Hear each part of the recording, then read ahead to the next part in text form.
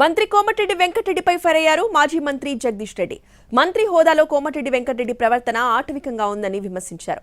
యాదాద్రి జిల్లా పరిషత్ చైర్మన్ సందీప్ రెడ్డిపై కోమటిరెడ్డి దాడిని ఖండిస్తున్నామన్న ఆయన మంత్రి అయిన తర్వాత కూడా కోమటిరెడ్డి వెంకటరెడ్డి బుద్ధి మారలేదంటూ హాట్ కామెంట్స్ చేశారు.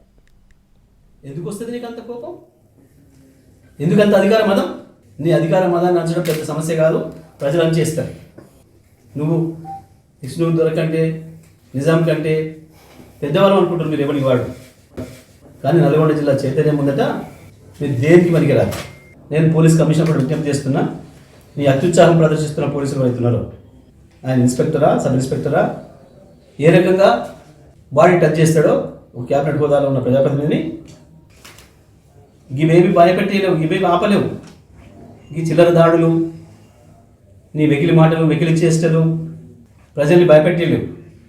తప్పుడు మాట మాట్లాడింది, దాడి చేసింది మంత్రి కార్యకర్తల, అనుచరుల, కింది స్థాయిలో ఉన్న పోలీసుల.